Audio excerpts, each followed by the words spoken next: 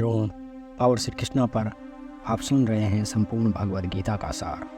ये परम ज्ञान आपको अच्छी लग रही है तो कमेंट बॉक्स में जय श्री राधे कृष्णा अवश्य लिख दीजिए। इस वीडियो से आपको कुछ भी सीखने को मिल रहा है तो वीडियो को लाइक करके चैनल को सब्सक्राइब कर लीजिए और बेल नोटिफिकेशन आइकन को ऑल पर सेट कर दीजिए। चलिए आगे बढ़ते हैं। आज हम बात करेंगे भगवद गीता के अध्याय 4 ज्ञान क्रम और संन्यास योग, यानी सगुण भगवान का प्रभाव और कर्म योग का विषय।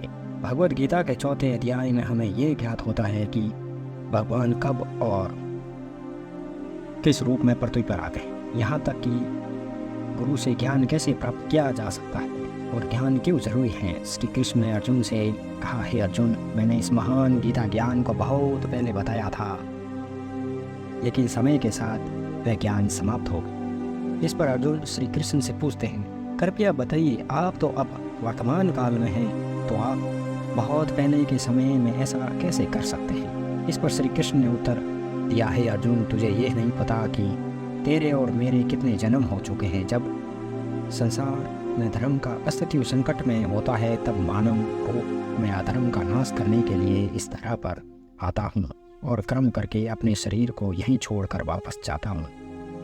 जैसे कोई शिष्य मुझे अत्यधिक प्यार करता है, उसी तरह से मैं भी अपने शिष्यों से अथाह प्रेम करता हूँ। हालांकि मैंने संसार को बनाया है, लेकिन मैं ये नहीं सोचता कि ये मेरे द्वारा बनाया गया है। इसीलिए मनुष्य को कर्म करते समय ये कभी नहीं सोचना चाहिए कि मैं कर रहा हूँ। वह मनुष्य जो किसी कर्म के फल और सुख दुख के परे होकर कर्म करता है वही सबसे बड़ा है। जिसके पास अपने शरीर पर कोई अहंकार नहीं होता, वह अपनी इंद्रियों को नियंत्रित करता है, वही व्यक्ति सबसे श्रेष्ठ होता है।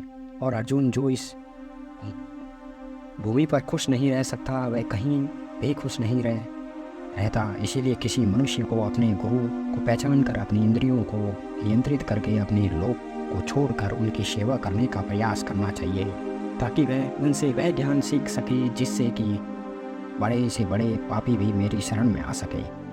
जिस प्रकार आग सूखी हुई लकड़ी को जला देती है, उसी तरह से गुरु से प्राप्त किया गया ज्ञान अज्ञानता को दूर कर देता है। हमेशा कर्म करने वाला और हमेशा मेरे में श्रद्धा रखने वाले ही मुझे प्राप्त कर सकता है। इसीलिए जिसने कर्म योग के माध्यम से सभी कर्मों को और अपने आप को परमात्मा के लिए समर्पित कर दिया है, उस मनुष्य को उसके कर्मों के बंधन में कभी भी नहीं बांधा जा सकता।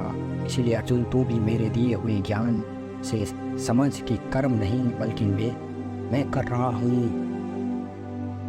दोस्तों, इस चौथे अध्याय में स्पष्ट रूप से कहा गया है कि जब भी मानवता का नाश होता है तो शैतानी शक्तियाँ लोगों में अत्यधिक होती हैं। तब भगवान किसी न किसी रूप में अवतार लेते हैं, धर्म की पुनः स्थापना करते हैं। इससे ये भी बताया गया है कि अगर किसी से आपको कुछ सीखना है तो सबसे पहले आपको मन में उसके प्रति सम्मान होना चाहिए और बुरी भावना भी नहीं होनी चाहिए। और यहाँ ज्ञान प्राप्त करना और सीखना हमारे लिए क्यों आवश्यक है और इसका कारण क्या है। हम अगर किसी भी क्षेत्र में हो तो स्वाभाविक रूप से बताया जा सकता है कि हमें उस क्षेत्र के गुरु से ज्ञान प्राप्त करना हो।